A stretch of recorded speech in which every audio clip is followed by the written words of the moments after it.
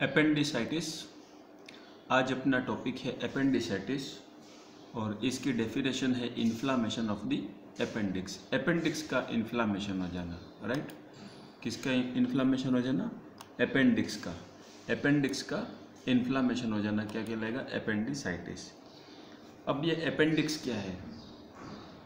Finger like tube है, ठीक है। अपेंडिक्स क्या है? एक फिंगर लाइक ट्यूब है, 13 सेंटीमीटर लंबी है और कॉलन की जो एंडिंग है वहाँ पे ये पाई जाती है। इंटेस्टाइनल का ही पार्ट है ये, राइट। एपेंडिसाइटिस जैसे कि डायग्राम में आप देख रहे हो, ये हो गया, ये हो गया, क्या हो गया? ये हो गया आपका एब्डोमेन कैविटी, राइट। और एब्डोमेन कैविटी में यहाँ पे अम्लाइकल रहती है और अम्लाइकल से थोड़ा इस तरफ, अम्लाइकल से इस तरफ यहाँ पे एक एमसी बर्नी पॉइंट रहता है। मेज़रमेंट का तरीका यह है कि अम्लाइकल से लगा के यहाँ जो इलियक क्रस्ट है, अम्लाइकल से लगा के इलियक क्रस्ट है, दोनों के बीच की जो एक, यदि हम इमेज इन लाइन खींचें और यहाँ से 1/3 एरिया पे जो पॉइंट बनता है, राइट, या मिड पॉइंट जो बनता है, उसको हम एमसी बर्नी पॉइंट कहते हैं। एमसी बर्नी पॉइंट के जस्ट बिलो, इस पॉइंट के जस्ट बिलो अपेंडिक्स पाई जाती है, ठीक। इस पॉइंट के अंदर ही, इसके पीछे ही क्या रहती है? अपेंडिक्स की ये एग्जैक्ट लोकेशन है। पॉइंट का नाम है एमसी बर्नी पॉइंट। अब जैसा कि आप इस डायग्राम में देख रहे हो, ये लार्ज इंटेस्टाइन है, राइट, और ये क्या है? एक तरह से इंटेस्टाइन और कॉलन है ये। इसके बाद रेक्टम स्टार्ट हो जाता है, यहाँ से ये इंटेस्टाइन्स हैं, राइट। अब ये कॉलन की जो एंडिंग है, सिकम है ये, राइट। सिकम के बाद कॉलन आएगा, तो ये जो सिकम की जो एंडिंग है, इस एंडिंग में ये अपेंडिक्स पाई जाती है। ये ट्यूब लाइक स्ट्रक्चर है जो यहाँ पे आके एंड हो जाती है। तो इसकी जो लंबाई है वो अंदाजन, यदि हम एवरेज की बात करें तो 13 सेंटीमीटर लंबी ये ट्यूब रहती है एडल्ट के अंदर, और उसी ट्यूब को हम अपेंडिक्स कहते हैं, राइट। अब ये इंटेस्टाइन से जुड़ा हुआ ही पोर्शन है, इसीलिए हम इसको गैस्ट्रो इंटेस्टाइनल सिस्टम में पढ़ते हैं। अपेंडिक्स का इन्फ्लामेशन क्यों हो जाना? क्योंकि अपेंडिक्स के अंदर भी इन्फेक्शन हो सकता है, इरिटेंट सब्सटेंस हो सकते हैं, या आप सराउंडिंग आसपास के कोई इन्फेक्शन हो सकते हैं, वो यहाँ पे इन्फ्लामेशन करवाएं। तो ये सारे कॉजेज़ ऐसे हैं जो अपेंडिक्स का क्या करवा देते हैं? इन्फ्लामेशन करवा सकते हैं। और इन्फ्लामेशन होने के बाद जो कंडीशन बनती है उसे हम एपेंडिसाइटिस कहते हैं। इन्फ्लामेशन के कारण कहीं हो सकते हैं, लेकिन यदि इन्फ्लामेशन अपेंडिक्स के अंदर है तो एपेंडिसाइटिस कहेंगे। आगे बढ़ते हैं। ये फर्स्ट पॉइंट है आपका, राइट। अभी ये विजिबल नहीं है, मैं इसको विजिबल करने की कोशिश कर रहा हूँ, राइट।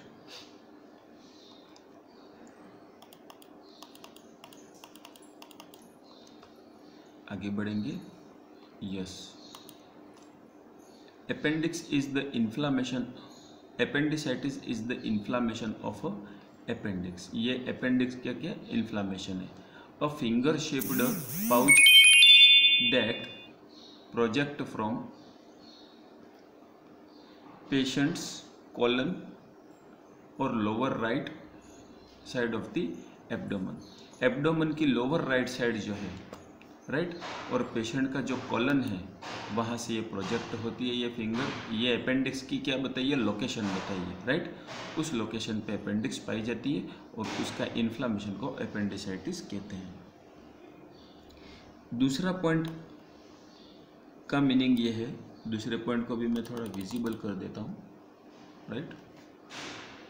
तो इंट्रोडक्शन के फर्स्ट पॉइंट को मैं फिर से बताना चाहूँगा कि इंट्रोडक्शन में यही बताया है फर्स्ट पॉइंट में कि आपके पेशेंट का जो एब्डोमेन है, एब्डोमेन के राइट साइड में और लोअर पार्ट में, एब्डोमेन के राइट साइड में और लोअर पार्ट में एक particular finger shaped tube intestine से जुड़ी हुई रहती है, कॉलन से जुड़ी हुई रहती है, सीकम से जुड़ी हुई रहती है, राइट।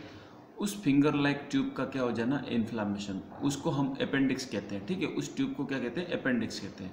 तो उसी चीज़ को यहाँ पे इसने बताया है first point, right. First point को मैं थोड़ा आपको विजिबल कर लेता हूँ एक बार फिर से। यस, अब आपको ये फर्स्ट लाइन अच्छे से समझ में आएगी it is an inflammation of the appendix. ये अपेंडिसाइटिस क्या है? इन्फ्लामेशन ऑफ अपेंडिसाइटिस क्या है? Inflammation of appendix, right. A finger like shape, finger shaped, right, a finger shaped pouch, finger shaped pouch that project from, जो बाहर निकलता है patients colon on the lower right side of the abdomen. Abdomen के अंदर जो colon, patient का जो colon है, उस कॉलन से एक फिंगर लाइक शेप की ट्यूब बाहर निकलती है, उसी को हम अपेंडिक्स कहते हैं। अपेंडिक्साइटिस कॉजेज पेन, ठीक है। अपेंडिसाइटिस क्या कॉज करता है? Pain in the patient's lower abdomen. Appendicitis patient के लोअर एब्डोमेन में पेन करता है और राइट साइड के लोअर राइट एब्डोमेन में पेन कॉज करता है। यस, आगे बढ़ेंगे। However it is the most people pain begins around the navel and moves, ठीक है।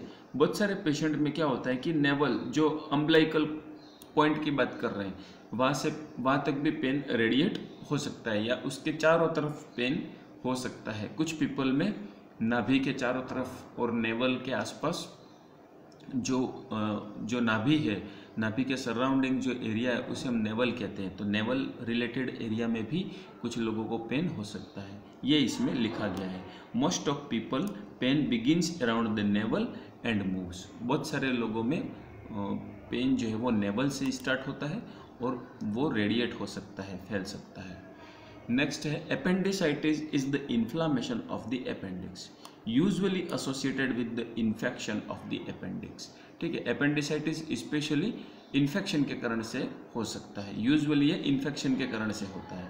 बाकी अदर बहुत सारे कंडीशन है, chemical injury, drug toxicity, food poisoning, बहुत सारे कारण से अपेंडिसाइटिस हो सकता है, लेकिन मोस्ट ऑफ जो रहता है वो इन्फेक्शन, यूजुअली ये इन्फेक्शन के द्वारा होता है अपेंडिसाइटिस।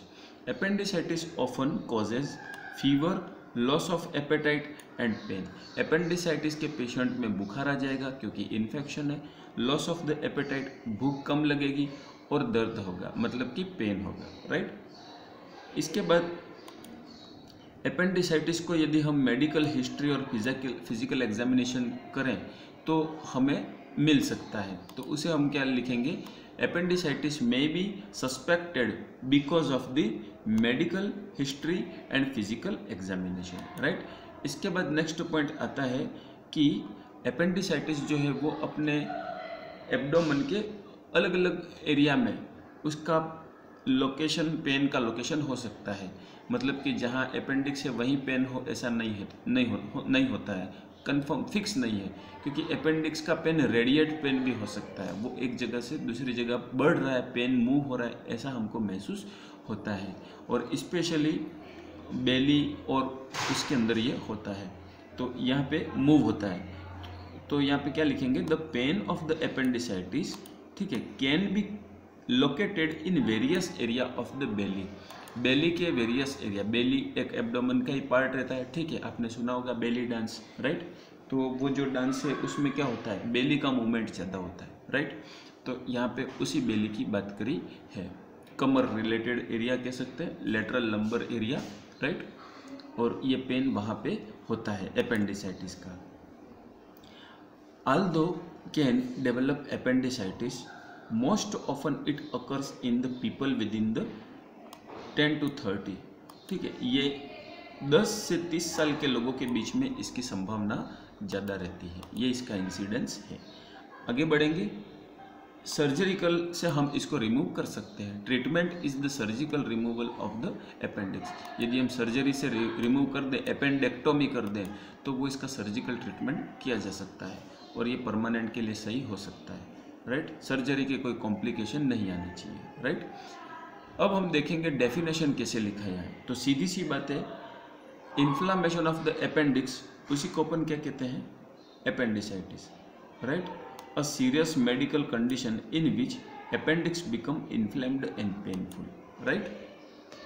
डेफिनेशन हमको इसी तरह से डिफाइन करनी है कि a serious medical condition in which appendix become inflamed and painful। inflammation of the appendix, और यदि वो पेनफुल है तो ये appendicitis कहलाता है। Next heading etiology, right. Appendicitis क्यों होता है? तो इसका फर्स्ट पॉइंट है the blockage in the lining, right. आपको दिख रहा होगा, मैं थोड़ा इसका सही है, the blockage in the lining of the appendix, appendix की लाइनिंग के अंदर इन्फ्लामेशन होना। तो फर्स्ट इसमें क्या है कि blockage of the lining of the appendix, right, that results in the infection and means appendix क्या ट्यूब लाइक स्ट्रक्चर है और इसकी लाइनिंग में यदि क्या आ जाएगा, ब्लॉकेज आ जाएगा तो कंटेंट वहीं पे इकट्ठा रहता है और वहीं की दीवारों को क्या करेगा, इरिटेट करेगा, और इरिटेट करने के कारण से यहाँ पे वहाँ की लाइनिंग के अंदर क्या आ जाएगा, इन्फ्लामेशन आ जाएगा। इसलिए हम सिंगल लाइन में लिख रहे हैं the blockage in the lining of the appendix that results in the infection and likely causes the appendicitis, right. Second point क्या है कि बैक्टीरिया मल्टीप्लाई रैपिडली, यदि बैक्टीरियल इन्फेक्शन हो जाए, ठीक है, और ये मल्टीप्लाई करेंगे, रैपिडली मल्टीप्लाई करते हैं, causing the appendix two become inflamed, और ये अपेंडिक्स को इन्फ्लामेशन करवाएंगे। नेक्स्ट है इसमें swollen and filled with the पस, और इस तरह का जो इन्फेक्शन है वो स्वेलिंग भी कर सकता है और पस ऑक्यूमुलेशन भी इसके अंदर हो सकता है।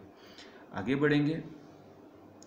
If not treated promptly the appendix can rupture, यदि अपेंडिसाइटिस हो जाए, इन्फ्लामेशन ऑफ अपेंडिक्स हो जाए और उसे प्रॉम्प्टली मतलब कि उसे टाइम से हम यदि उसको ट्रीट नहीं करें तो वो क्या हो सकता है, रप्चर हो सकता है, और रप्चर होने के बाद ब्लीडिंग हो सकती है, पेरिटोनाइटिस और अदर ऑर्गन रिलेटेड इन्फेक्शन भी उसमें शामिल हो सकते हैं, राइट। तो ये सारे हो गए आपके इंट्रोडक्शन एटियोलॉजी। आगे बढ़ेंगे पैथोफिजियोलॉजी। तो पैथोफिजियोलॉजी में 4 लाइंस आपको याद रखनी है। सबसे पहले due to etiological factors, etiological factors कुछ भी हो सकते हैं, इन्फेक्शन हो सकता है, बैक्टीरिया हो सकता है, वायरल हो सकता है, राइट। ये सब चीज़ें क्या क्रिएट करेंगे, इनके विरोध में क्या हो जाएगा, इन्फ्लामेशन हो जाएगा। तो सेकेंड लाइन हम क्या लिखेंगे, इन्फ्लामेटरी प्रोसेस, राइट। इन्फ्लामेशन होने के बाद क्या होगा कि जो ट्यूब है, ट्यूब के बीच का जो स्पेस है उसको हम ल्यूमन कहते हैं। क्या कहते हैं, ल्यूमन। जैसे कि पेन है तो पेन के ल्यूमन के अंदर हम रिफिल डालते हैं, राइट, और रिफिल के ल्यूमन के अंदर इंक भरते हैं, राइट। तो वही है कि ट्यूब लाइक स्ट्रक्चर है, उसके बीच का जो स्पेस है, उसके अंदर की जो कैनाल लाइक स्ट्रक्चर के स्पेस है, उस स्पेस को हम ल्यूमन कहते हैं। तो यहाँ पर अपेंडिक्स भी क्या है, ट्यूब लाइक स्ट्रक्चर है, और उसके बीच का जो खाली स्पेस जो रहता है उस स्पेस को हम ल्यूमन कहते हैं। लेकिन क्योंकि यहाँ पे अपेंडिक्स की दीवारें मोटी हो गई है तो ल्यूमन क्या हो जाएगा, उसका प्रेशर इंक्रीज हो जाएगा, मतलब कि ल्यूमन के अंदर स्पेस कम पड़ जाएगा। यदि कोई ट्यूब लाइक स्ट्रक्चर है और उस ट्यूब की दीवार यदि मोटी हो जाए तो ल्यूमन क्या हो जाएगा, छोटा हो जाएगा। तो ल्यूमन छोटा हो जाएगा तो ल्यूमन के अंदर प्रेशर क्या हो जाएगा, बढ़ जाएगा, और ल्यूमन का प्रेशर बढ़ जाएगा और उसी कारण से क्या होता है, सीवियर पेन होता है। तो सिंपल एंड शॉर्ट पैथोफिजियोलॉजी है ये अपेंडिसाइटिस की। Due to etiological factors it will cause the inflammatory process, it will cause the increase intraluminal pressure and it will cause the severe pain. ये बहुत ही सुंदर pathophysiology है अपेंडिसाइटिस की, बहुत ही simple. इसके बाद आगे बढ़ेंगे टाइप्स ऑफ अपेंडिसाइटिस। अपेंडिसाइटिस यहाँ पे 4 तरह के होते हैं। पहला है एक्यूट सिंपल अपेंडिसाइटिस, सेकंड है एक्यूट प्यूरुलेंट अपेंडिसाइटिस, थर्ड है परफोरेशन या गैंग्रेनस, और चौथा है अपेंडिसाइडल एब्सेस।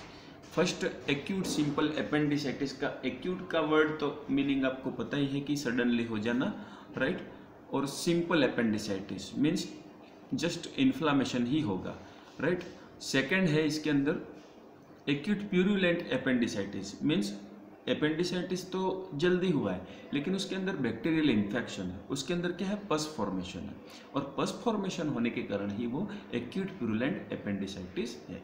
थर्ड है परफोरेशन एंड गैंग्रेनस।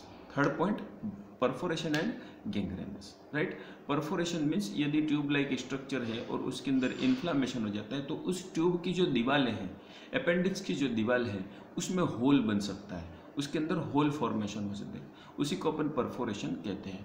और यदि अपेंडिक्स के अंदर जो ब्लड सप्लाई है वो ब्लड सप्लाई यदि रुक जाए और वहाँ का अपेंडिक्स का जो टिश्यू है वो टिश्यू धीरे धीरे डेड होने लग जाए, वहाँ प्रॉपर ऑक्सीजन नहीं मिले, ओके, और वहाँ पे सडन शुरू हो जाए तो उसी को अपन गैंग्रेनस कहते हैं। यदि किसी एरिया के अंदर ब्लड सप्लाई रुक जाती है तो उसे हम कुछ समय के लिए साइनोसिस कहते हैं, लेकिन लंबे समय तक यदि साइनोसिस बना रहता है तो वहाँ की सेल्स डैमेज हो जाती है और वहाँ की सेल्स इरिवर्सिबल डैमेज होती है, मतलब कि परमानेंट के लिए, हमेशा के लिए वो डैमेज हो जाती है। और उस तरह से फिर सड़न जब स्टार्ट हो जाती है तो उस पर्टिकुलर कंडीशन को हम गैंग्रीन कहते हैं, राइट। तो यहाँ पे अपेंडिक्स की दीवारों में छेद हो जाना, अपेंडिक्स परफोरेशन, और अपेंडिक्स की दीवारों का सड़ जाना, दैट इज कॉल्ड गैंग्रेनस, राइट। तो इस तरह के अपेंडिसाइटिस में ये रूप भी इसका एक होता है, इसका ये रूप भी होता है। चौथा है अपेंडिशियल एब्सेस। यदि वहाँ पे परफोरेशन ना बने, गैंग्रेनस ना बने, वहाँ पे क्या बन जाए, पस बन जाए, ठीक है, पस ऑक्यूमुलेट हो जाए, बैक्टीरियल इन्फेक्शन के अंदर पस बन जाता है, तो वो पर्टिकुलर कंडीशन अपेंडिसाइडियल एब्सेस कहलाएगी। आगे बढ़ते हैं साइन। नेक्स्ट हेडिंग अपनी रहती है सिम्टम्स, राइट। तो सिम्टम्स के अंदर हम देखते हैं फॉलोइंग सिम्टम्स इसके अंदर रहते हैं, साइन रहते हैं, जैसे कि सडन पेन। क्या हो सकता है, सडन पेन हो सकता है, पर्सन को सडनली पेन हो जाना, सडनली पेन, लेकिन वो भी कहाँ पे, लोअर एब्डोमेन में होना। कहाँ होना, लोअर एब्डोमेन में हो, और कौन सी साइड में होना, राइट साइड के अंदर होना। राइट साइड में लोअर एब्डोमेन के अंदर यदि पेन है तो वो अपेंडिक्स का पेन हो सकता है। इसके बाद है sudden pain that begins around the patient's navel. यदि अचानक से पेन हो और वो नाभि के चारों ओर यदि रेडिएट हो रहा है, बढ़ रहा है, ठीक है, या नेवल से शुरू हो रहा है वो पेन, तो उसको हम कहेंगे एपेंडिसाइटिक पेन, राइट। वो एक तरह से अपेंडिक्स का ही पेन है।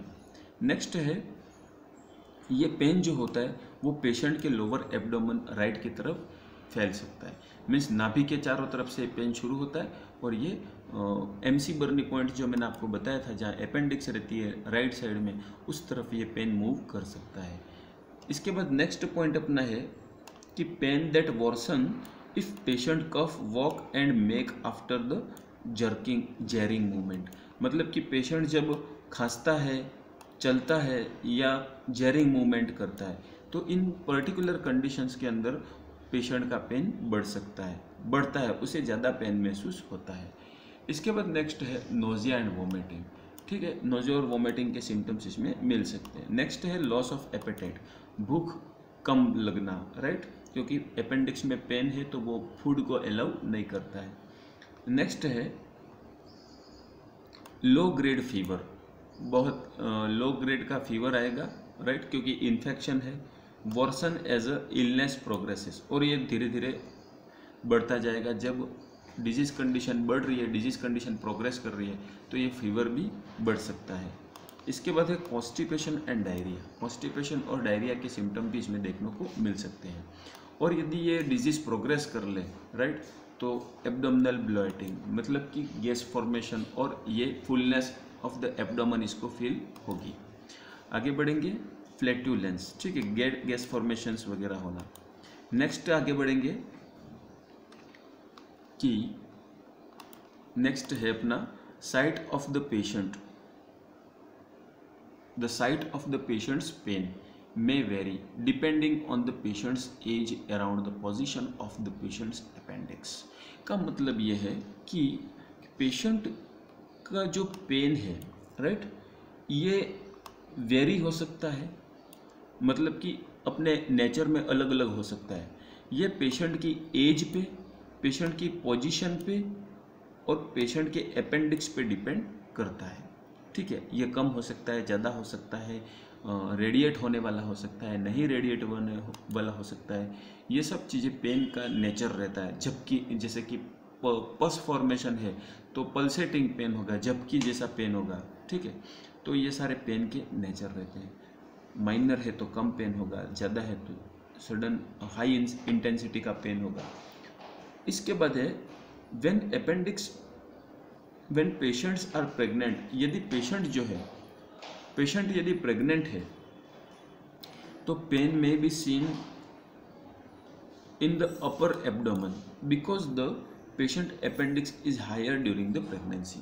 प्रेग्नेंट फीमेल में क्या होता है कि उनका अपेंडिक्स थोड़ा ऊपर शिफ्ट होता है, क्योंकि यूट्रस की ग्रोथ के कारण वो अपेंडिक्स थोड़ा प्रेशर से ऊपर शिफ्ट होता है स्पेस बनाने के लिए। तो अपेंडिक्स की लोकेशन थोड़ी चेंज हो जाती है, अपर एब्डोमेन की तरफ आ जाती है। इसलिए यदि प्रेग्नेंट लेडी में अपेंडिसाइटिस है तो उसे अपर एब्डोमेन में पेन महसूस होगा। इसके बाद आगे बात करेंगे ऑब्जेक्टिव्स, साइन एंड सिम्टम्स। ठीक है, साइन एंड सिम्टम्स ये कुछ ऐसे पॉइंट है जो कॉम्पिटिटिव एग्जाम्स में पूछे जा सकते हैं। एमसी बर्नी पॉइंट, राइट, ये जो कर्सर जा रहा है एमसी बर्नी पॉइंट, जो कि मैंने आपको बताया between the umbilical and the iliac crest. Umbilical और इलियक क्रेस्ट के बीच में जो लाइन यदि हम खींचें उस लाइन पर एक पॉइंट पाया जाता है जिसे एमसी बर्नी पॉइंट कहते हैं, और इस पॉइंट के नीचे ही अपेंडिक्स की एग्जैक्ट लोकेशन होती है। इसके बाद है रोजिंग साइंस। रोजिंग साइंस का मतलब ये है कि राइट साइड में अपेंडिक्स रहता है। ठीक है, अपेंडिक्स का रहता है राइट साइड में रहता है। यदि हम उसको राइट साइड में यदि हम लेफ्ट साइड में पेल्पेशन करें, राइट, हम यदि लेफ्ट साइड में पेल्पेशन करें तो उसका प्रेशर अपेंडिक्स पे जाता है और अपेंडिक्स पेन करता है। इसका मतलब ये कि लेफ्ट साइड में हम यदि पेल्पेट करते हैं तो पेशेंट को राइट साइड में पेन हो रहा है, उसी साइन को हम रोजिंग साइन कहते हैं, राइट। पेशेंट एब्डोमेन की यदि लेफ्ट साइड से आप यदि प्रेशर डालते हो तो वो प्रेशर अपेंडिक्स को राइट साइड की दीवार पे जाता है और उस कारण से पेशेंट को पेन राइट साइड में, प्रेशर का डाल रहे हैं लेफ्ट साइड में, पेन का हो रहा है राइट साइड में। इस तरह का सिम्टम जो रहता है उसे रोजिंग साइन कहते हैं। ऑब्चुरेटर साइन, इसमें क्या रहता है कि pain on the internal and external rotation of the hip. यदि हिप को हम रोटेट करें, ठीक है, इंटरनल और एक्सटर्नल, अब ये रोटेशन ऑफ द हिप कैसे होता है इसका वीडियो आप अलग से देख लेना, आपको यूट्यूब पर मिल जाएगा, राइट। तो लेग को यदि हम अंदर की तरफ या बाहर की तरफ रोटेट करें, जिसको अपन हिप रोटेशन कहते हैं, राइट, तो उस समय भी पेशेंट को पेन हो सकता है क्योंकि अपेंडिक्स का मूवमेंट होता है उसमें। सॉस साइन, सॉस साइन का मतलब ये है कि यदि पर्सन सो रहा है और अपने पैर को एलिवेट करके रखे, उठा के रखे, और यदि पेशेंट को पेन हो जाए तो सॉस साइन कहते हैं। ये आपको दिख नहीं रहा है क्योंकि इसको मैं बड़ा नहीं कर सकता हूँ, ठीक है, लेकिन पढ़ के बता रहा हूँ, PDF में आपको प्रोवाइड करवा दूंगा। इसमें यह लिखा हुआ है कि pain on the active elevation of the leg, right. यदि पर्सन अपने लेग को सडनली एलिवेट करता है या ऊपर उठाता है, यदि स्लीपिंग पेशेंट, यदि सोया हुआ पेशेंट अपने पैर को ऊपर उठाता है तो उसे पेन होता है। क्यों हो रहा है? क्योंकि यहाँ पे अपेंडिक्स का मूवमेंट हो रहा है, अपेंडिक्स पे स्ट्रेस आ रहा है। तो ये सब साइन ऐसे हैं जो कंफर्म कर सकते हैं, जो कंफर्म करने में हेल्प करते हैं कि पेशेंट को क्या है, अपेंडिसाइटिस है। नेक्स्ट है ट्रैकीकार्डिया, हार्ट रेट बढ़ जाती है इसके अंदर, टेकिपनिया, रेस्पिरेटरी रेट भी बढ़ जाती है, और लो ग्रेड फीवर, और हल्का हल्का फीवर बना रहता है। डिजीज के प्रोग्रेस करने पे फीवर बढ़ जाता है। आगे देखेंगे, नेक्स्ट हेडिंग है causes, right, etiology of appendicitis. तो पहले भी मैंने आपको बता दिया था, एक बार फिर रिवाइज कर दे रहा हूँ। Blockage of the lining of the appendix that results the infection likely causes the appendicitis. यही आपको इसमें लिखना है। बैक्टीरियल हो गया और वायरल हो गया, सब मैंने आपको बता दिया था।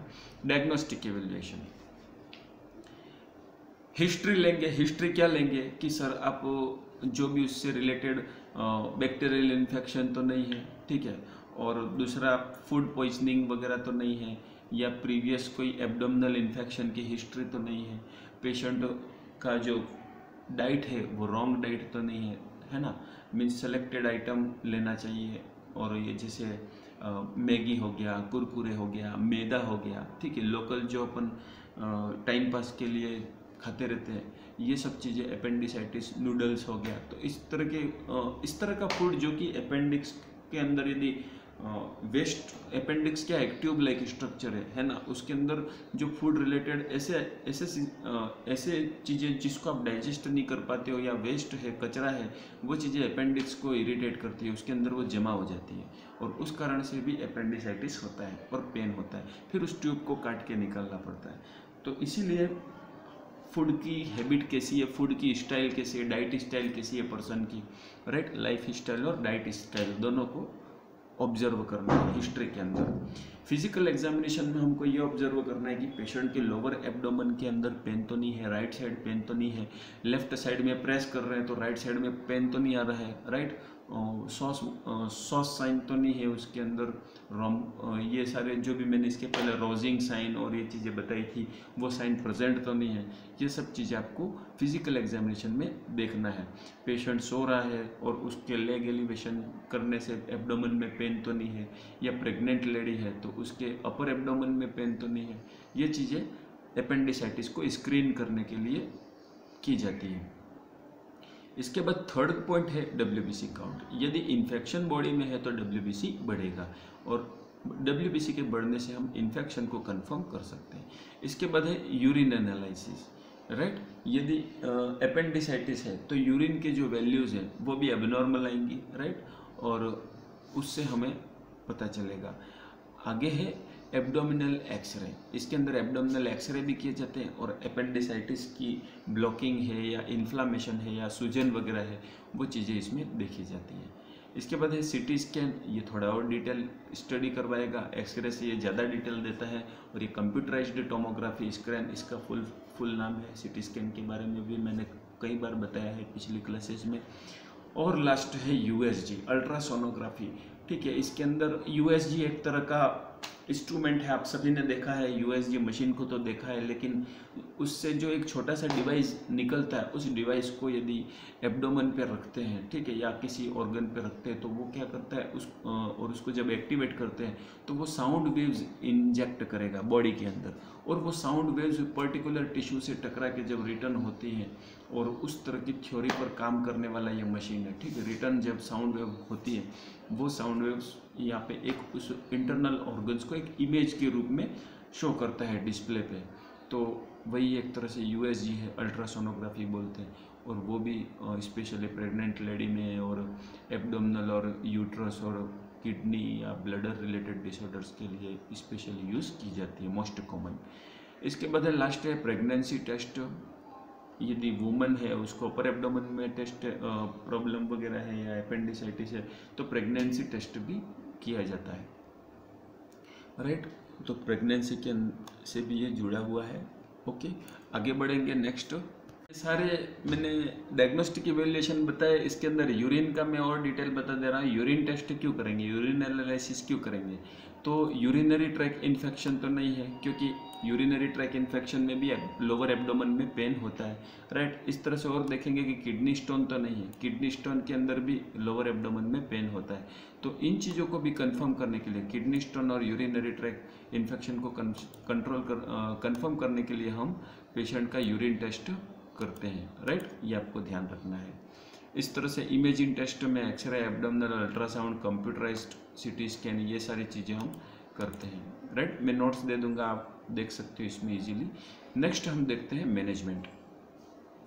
मैनेजमेंट के अंदर पहला पॉइंट अपना रहता है बेड रेस्ट का, सेकंड रहता है नील पर ओरली कुछ भी नहीं देना है, राइट, क्योंकि ओरली जो फूड देंगे वो स्टमक से होता हुआ इंटेस्टाइन में ही जाएगा और अपेंडिक्स में ही जाएगा और ये पेन कर सकता है। इसके बाद IV फ्लूइड भी ही देना है पेशेंट को, क्योंकि ओरल हम कुछ नहीं दे सकते हैं, तो IV फ्लूइड देना है।